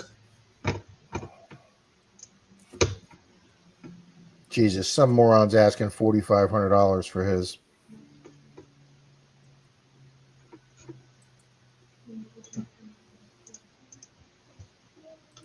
You gotta love people, I'm telling you. Oh yeah. Well, a sealed one just went for $100. The used ones are going as low as $5, usually around $8, $9, $10. Thank But a you, brand Wendy. new one, just one went for 100, one went for 50. On what? The Little Mermaid with the van cover. Yeah, so they're going for 150. They're not going for $1,000. They're going for 150. No, definitely not. I sold when I was selling sports cards, I sold a ridiculous number of sports cards for good money during COVID, and I just because I quit doing it, I looked up some of the more popular sellers. I looked them up not too terribly long ago. I sold those cards for 3 times what they're going for now, and it's not that I put it up there at high prices and people bought them. Everything I did was auction, so the people bid those up to those prices. You know, if I knew it was a $500 card, I might start it at $100. But I started plenty of cards for $5 that easily went up to $100. Well, I'll tell you the weekend that who was that died when he hit that wall? Was that Dale Earnhardt Sr.? Yeah. That weekend he died. Caddy corner to us in the flea market was one of the biggest stores in the flea market, and it was an older couple that had a NASCAR store, and it was a big NASCAR store back then. NASCAR. 25 years ago, NASCAR was huge for the die-cast and the collectibles, and he had leather jackets. He had every kind of collectible you could have, beer mugs, lunch boxes. If they made it with NASCAR, he had it in his store. And the weekend that Dale Earnhardt died, he made, I don't want to say just thousands, he made tens of thousands of dollars selling that stuff for big bucks. And within 3 weeks after that, you could have picked all that stuff up for a song. Yeah, same with Jackson, or you know, Kobe cards are still hold a little bit of value, but Evening, Tom. Thank you, Tom. Evening, Greg. Right when they die, there's a rush for all their stuff. Yeah, but if you just survive the rush, yeah, that whole Kobe Bryant thing was just sad. I mean, while I don't wish death on anybody or anybody in that helicopter, what the hell do you expect? You're flying a helicopter in the fog, and you know people like to try and blame the pilot or whatever of the helicopter. Look, when you're working for people that are that rich, I'm pretty sure you don't question or argue. You don't say no. If he says fly, you're going to start that thing and fly, because that's what Kobe told you to do, and he pays you accordingly. And he hit a damn mountain. You know, there was a saying on it or whatever. There were people talking. This dude wouldn't drive anywhere. He hated cars. If he couldn't take his helicopter, he'd take his helicopter to a plane. Well, that's why his wife, though, insisted you can't take both kids at the same time. And that was a smart move on her part. I didn't know anything about that. Oh, nice, Wendy. Nice. Yeah, the wife insisted that both kids that the family of 4 would never all be in the helicopter together. So when it went down, she at least had one of her 2 daughters still alive. I mean, you might as well just make a rule that we all fly together and be done with it. Oh, no, Joe. I just broke one of those damn jelly jars. I might have been dopey. Yeah, let me see what a set of 8 of those worth.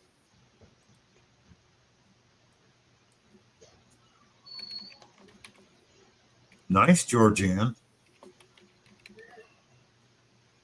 Nice, Wendy.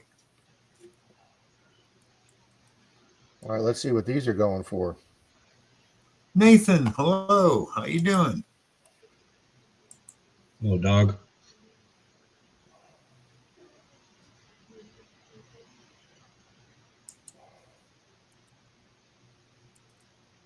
Wow, $71. Not as much as I thought.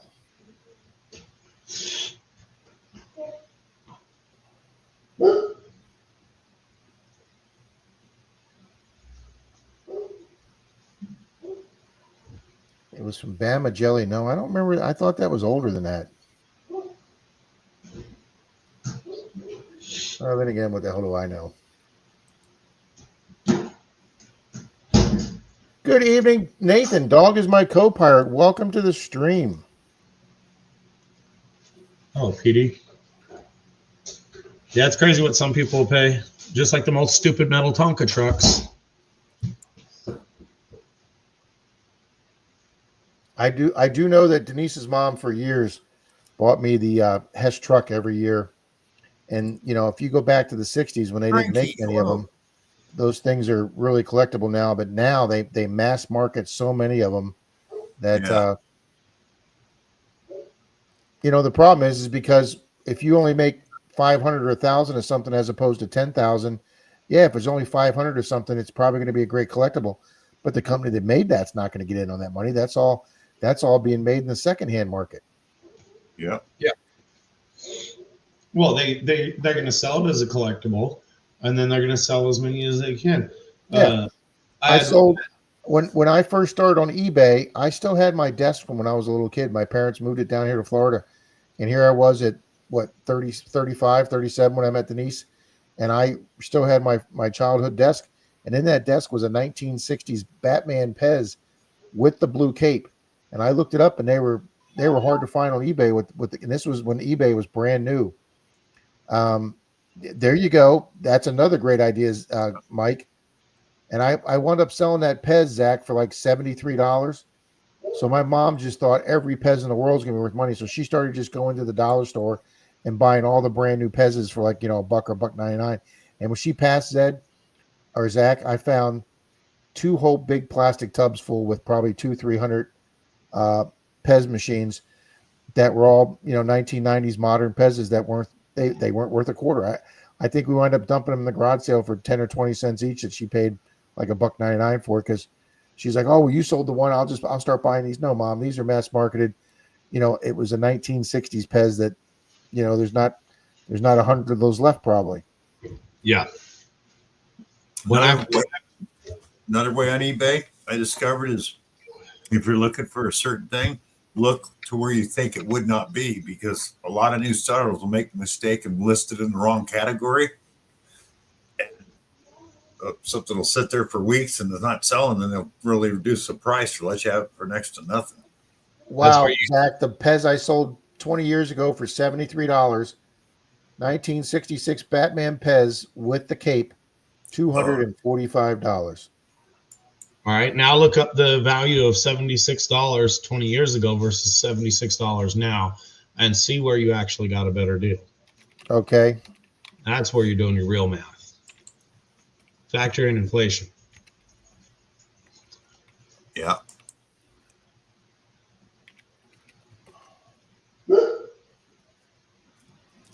It would be worth $143 today. Okay, so it double. would be slightly more valuable today. No, actually a little less than double. So Yeah, almost double. No, the $73 from 20 years ago would be worth $143 today. Rob sold it for what would effectively be today's price of $143, but they're selling now for $200. So he would have got an extra $60 for hanging on to it. He only had to hold it for 20 more years. Yeah, you know, what the heck? Without breaking it. yeah. Or losing it. Vintage Bell helmets used to be worth a fortune. And I'll tell you, I can't figure out why. The last Bell helmet I bought was like 1981. And I needed a new helmet. I walked out, had it strapped to my handlebar. I went to go back in. The strap came loose. The helmet fell to the ground and split in half. I took it in, set it back on the counter. Said, give me that Shoei up there.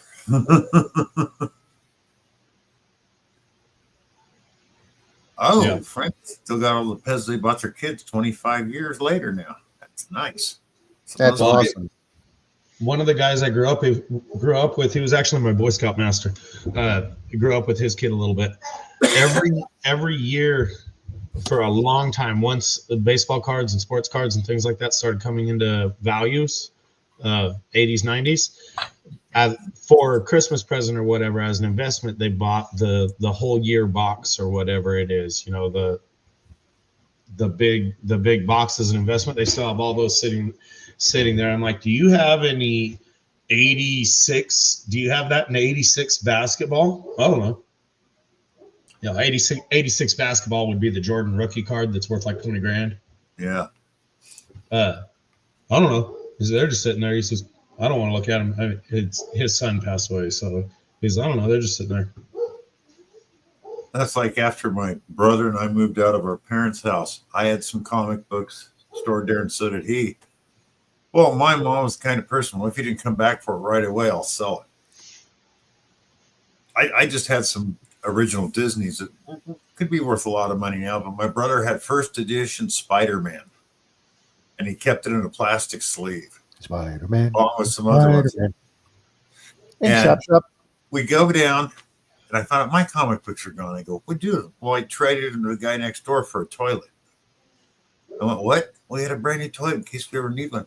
I go, where's Bob's comic books? Well, I traded those two. I go, Mom, he had one comic book and they're worth more than 10 of those fucking toilets. Yeah. And that was years ago. I think they go for around $2 million now if you can get one without any, Mars, if it's in perfect condition.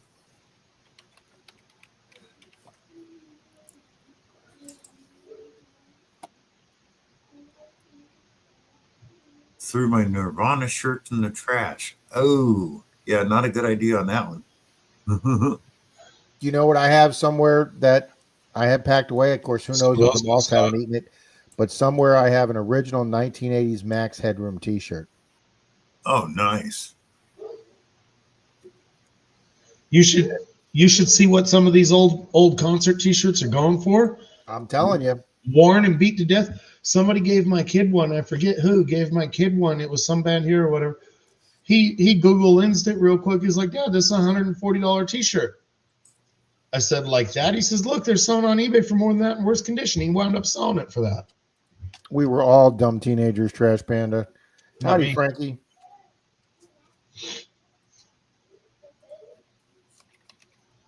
Yeah, 5 Mile. I just inherited, not just, at the beginning of COVID, I inherited 100,000 sports card collection, and I sold them at the great time during COVID. The values were great, but you talk about a shitload of work for somebody who wants to get rid of them and try and get you some kind of value out of those. I know they're important to you, and I know you feel they'll go up in value, but I would recommend start working through those. I spent a ridiculous amount of time selling sports cards, and now the rest of that set is going in the trash and going to that. And there's a few good cards in there. Just the time. You see, I would think with sports cards, no matter what sport, football, baseball, basketball, hockey, whatever sports cards you got, it has got to take forever to look each and every one of those cards up. 3 minutes. Yeah, you got that right, David Carlisle. I mean, you could with my, they were worse during COVID, Mike. With my system, I could tell a trash card in like 30 seconds. I could tell a value card in 3 minutes. I could tell a high value card in 5. So once you start learning what to look up on them, you can separate the trash from the value from the high value. But on average, 3 minutes per card for the good cards to get something sellable. Because the sports cards are weird too. You can have two cards that look identical, but one's a gold upper deck and one's a black label upper deck, and there's $100 difference between the two. It's ridiculous. And if you don't notice the color of the writing, it slips past you. And when you're going through 1,000 cards in a morning, it's real easy to slip past what some of that stuff is. Angie, that's a nice looking quarter, Angie. Does it say 2024 on it? Nice, Trash Panda. Your front of it's a little blurry, Angie. 5 Mile. I'm telling you, for you would do better going through them yourself methodically and starting to save them and saving the money, or doing what you want with the money even, because it is a monumental task for someone else, especially if they're not into sports like I wasn't, to go through those cards. During COVID, I had an entire setup over here, and I'm a real early person, and I still worked a Monday through Friday job then. So I would spend my Saturday and Sunday mornings, and sometimes after work, but not a whole lot, going through, grabbing a stack of cards and eBay searching. Okay, Andy. eBay searching. It was nuts.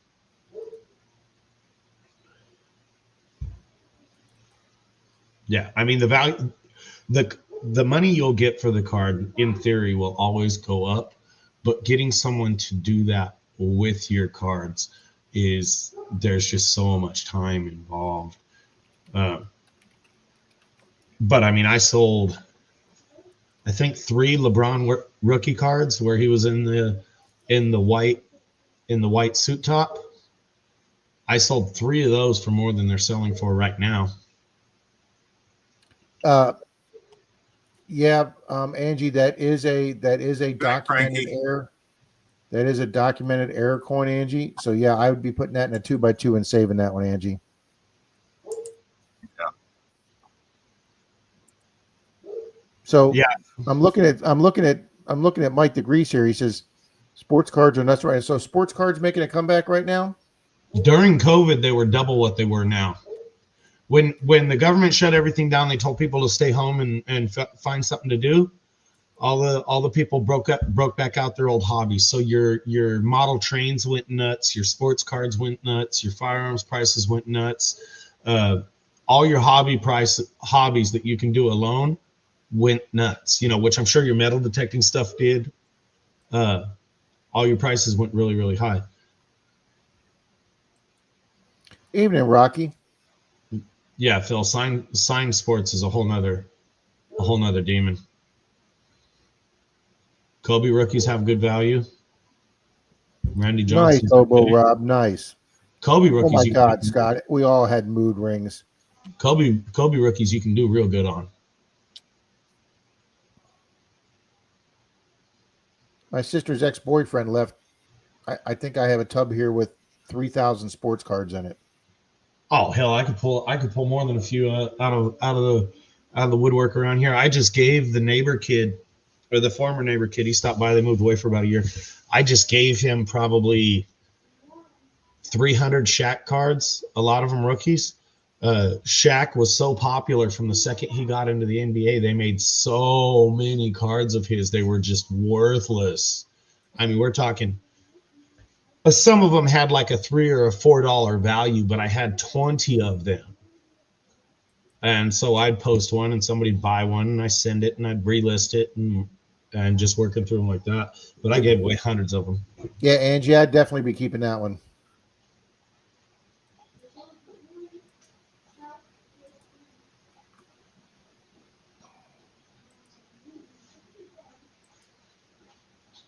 Well, if you get like a Kobe rookie, then it's worth paying the $15 to have it graded. But if you don't have that, then it's one of those things. 5 Mile, if you got a Jordan rookie, you'd be a happy guy. If you got Bird rookies, then it's possible you got a Jordan rookie. If you got a Jordan rookie, that's ridiculous money. Yeah, the 90s were just mass production, low value cards. But Kobe rookies did good because he didn't get quite as recognized for a year or two, I guess. So his rookie cards did really, really good. I was a power seller on eBay, selling, I don't know. I was shipping out 30 envelopes a weekend. And I mean, some of these guys were buying 10, 15 cards off of me at a time. And I'd just pack them all up in one. We had a stupid routine. Me and my kids would blast them all over the table or whatever and start searching out cards and every Sunday evening.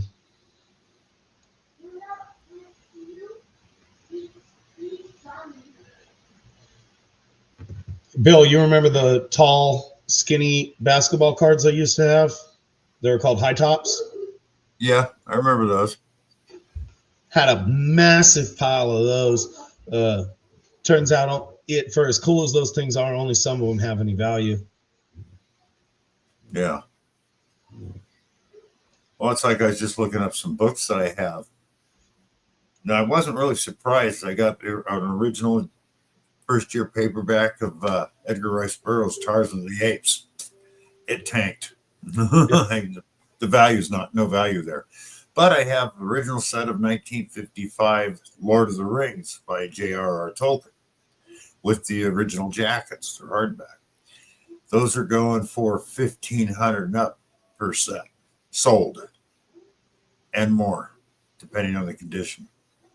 It's all in what these people are buying.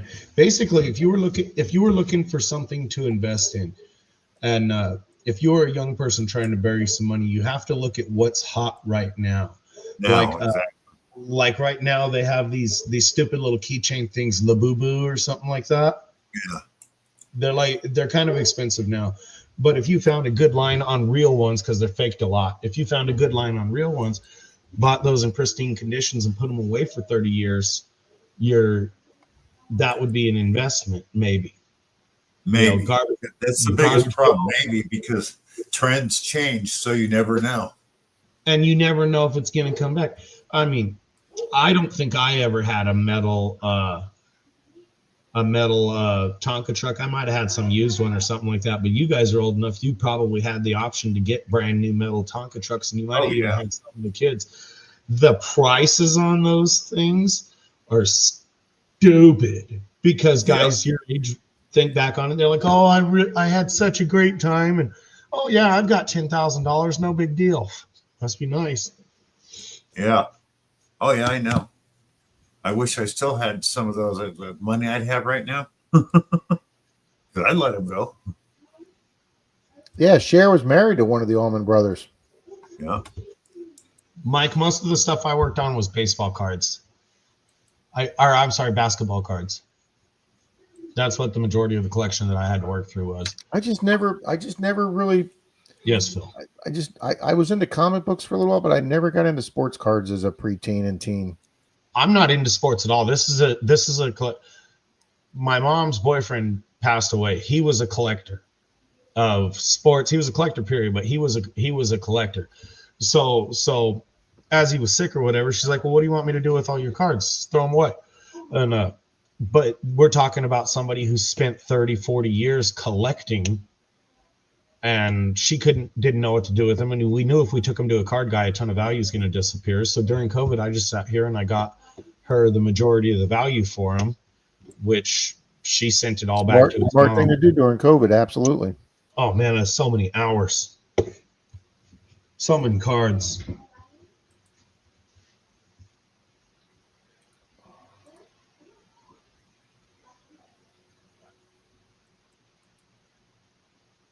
Guys, you haven't made a comment in the last few minutes, please leave a comment or make a comment. What are you setting up? Race? Yeah. Yeah, I'll run one too. Oh.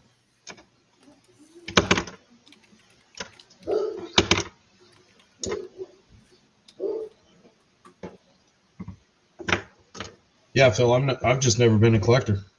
A guy like that, I have a ton of hobbies. I just never was a collector. The biggest, I did collect insulators for telephone and electrical. Yep. And I made the mistake of getting out of it too soon and selling the stuff off. Well, that's it. You hang on to this stuff forever. You get tired of holding on to it, especially insulators. Those are heavy and breakable. And then you're like trying to choose that peak market time to get out of them is just ludicrous. So you just have to accept it. Yeah, because we got a hell of a crowd here tonight. I used to find a lot of them. I had some really nice ones. They call them the Beehive Cobalt or Milk Glass, stuff like that. Which when I sold them, I probably got $250 a piece for them. But now in good shape, since they're getting rare and very hard to find any kind of insulator, those things are going for like $1,500 to $2,000. What? Keep that in mind, Bill. I run across those. Because I figured, it's like a lot of the other stuff. Antiques are basically, they're starting to come back a little bit, but antique stuff took a big jump there for a while. I think everything is cyclical. It goes away, then it comes back. Yeah, but antiques, basically a lot of antiques used to stay the same, but now it's like they're really up and down. And I remember what was about the early 2000s, you couldn't sell an antique. Nobody wanted them. Throw me full screen real quick, Bill. Okay.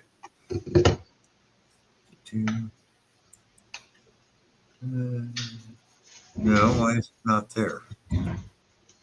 Why am I not getting it? Oh, there we go. Oh, wrong solo layout. There we go. I mean, these are just partials. This is just, what I could pull out of my ass real quick. 2007. Oh. This is a first day of issue, ICG certified, Silver American Eagle Ooh, that's nice. with That's COA. With COA.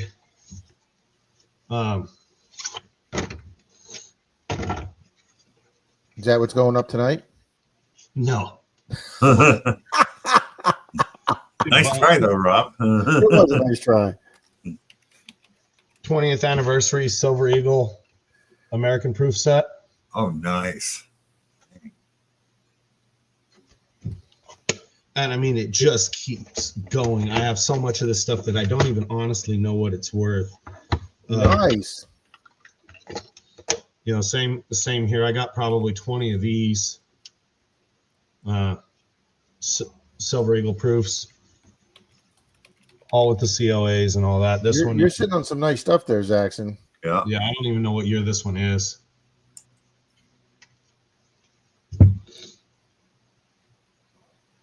This is I got $750 for one of those, Zach.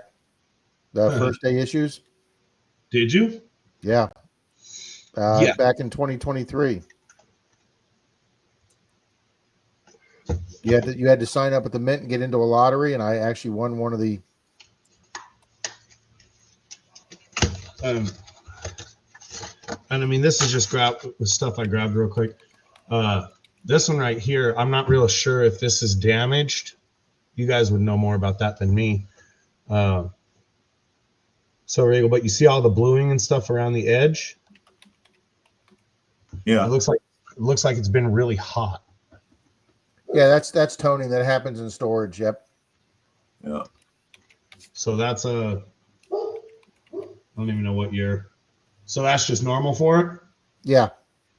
That's how some of those Morgans looked in that guy's collection. It's been sitting there for 20, 30 years.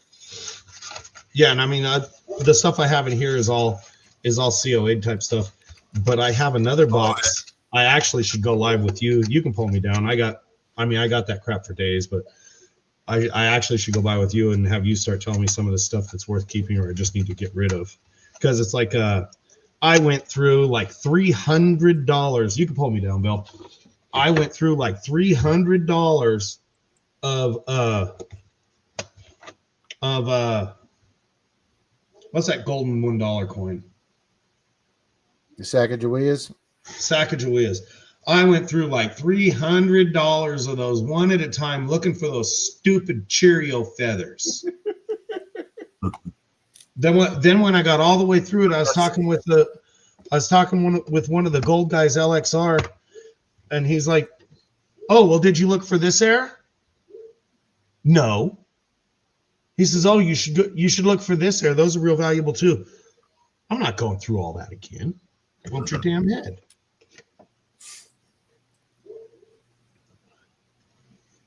Well, let's run some races, guys. It's getting late. Well, I'm double checking. SC Sheldon just came in. Who else just came in? Somebody. I got Silver. Sheldon. I got Sheldon. I got William E. I think I got everything that came in. I got 52 names, Bill, and we got 50 in here. So I think I'm Yep, good. you got it, Jen.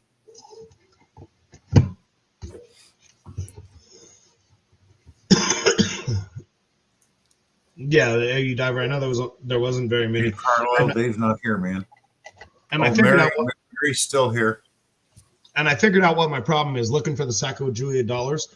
My Sacagawea dollars came out of mint rolled sets.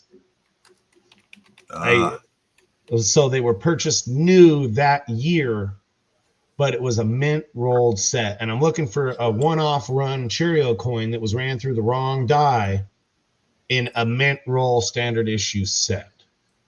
So I was never going to find one.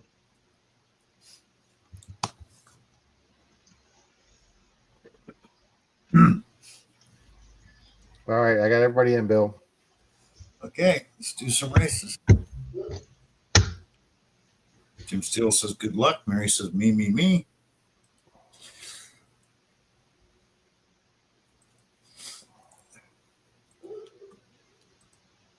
Dennis says I found a Cheerio last week. Well, Bill, let's start us off with a silver war nickel. Nice. I'll tell you Yeah. what, let's do a silver war nickel and a star note. Nice, Rob. Thank you. I'll do a 1 ounce copper round on the next one after this. Thanks, Jackson. My pleasure.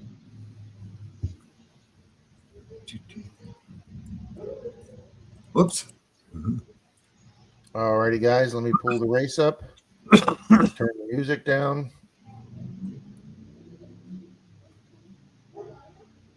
All righty. No. 5 Mile Silver War nickel, not Civil War nickel. We don't give away Civil War nickels. All righty, shuffle 3, 4 times. All righty, guys, this is for a silver war nickel and a star wait. note. 3, 2, 1. It's one of those things, William. When I had the time, which would have been COVID, I was devoting everything to cards just to try and reduce the collection so she could get rid of some of these cards. Because you're talking out of 100,000 cards, you might have 1,000 that have value. So you need to get rid of that 90,000 that don't. So I never had time to look. They just sit and wait.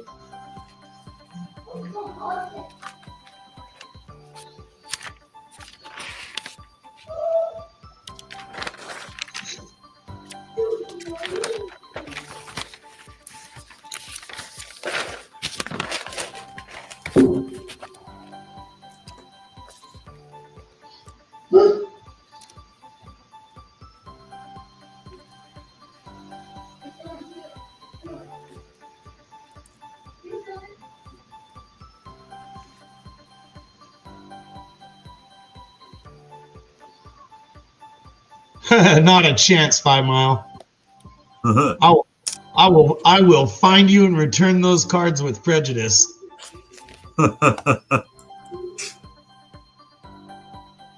If for some reason I get crippled up and I'm stuck in this chair for a long time, then we can talk.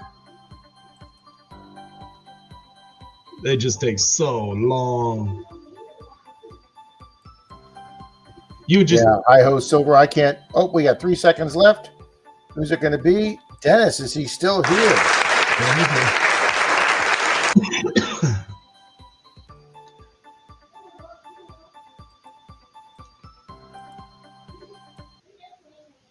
I haven't seen Dennis chat in a while. Dave's not here, man.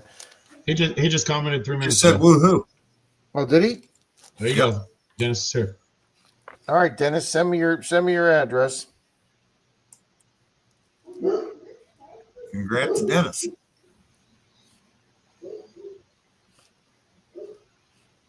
Yeah, 5 Mile. If you really want to start going through them, I don't know if you have if you're sitting at a computer desk like me or Rob or Bill too, but you just get yourself a little box and a handful of them, and start sorting through them a couple at a time. Throw away the junk ones, save the ones that might have some value. My personal selection was if it wasn't worth $5 or if it wasn't selling for $5, I didn't bother, because even if it was selling for $5, the chance of you posting it and getting 50 cents is pretty high. So it just wasn't worth the time. $5 cards don't sell.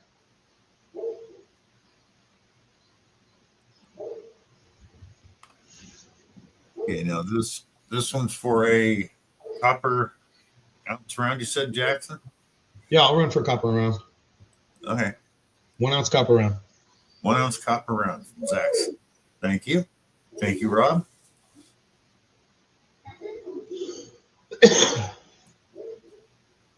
All right, I'm trying to get the sound back up, but I'm not hitting that button. There we go. All righty, guys. Shuffle one more time. 3, 2, 1.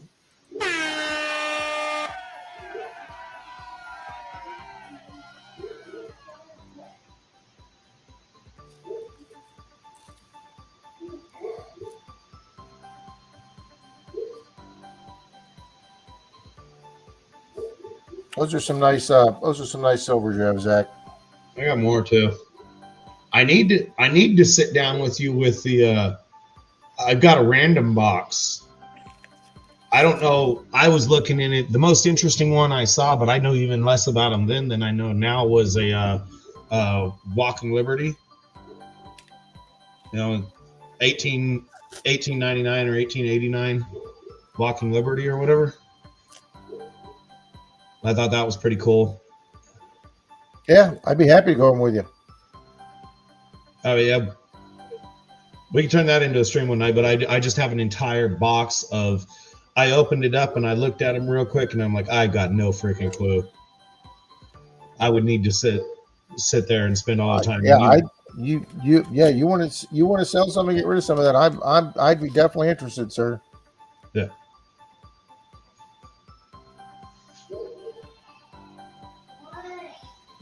Nice King's Gold. 10 vice grips. Oh, Angie, we don't want to hear about you. You've been winning so much lately, it's not even funny. Alrighty, guys, 10 seconds. Here comes Captain Vic. He started out. Everybody's going backwards, like Angie just said. All right, Brad was up front, but he just left. Here comes Moon. Boom. That's Moon. Have a good night, Bart. Thanks for being here. Good night, Bart. Moon, you still here? You could be, Moon. Jim. He's usually here.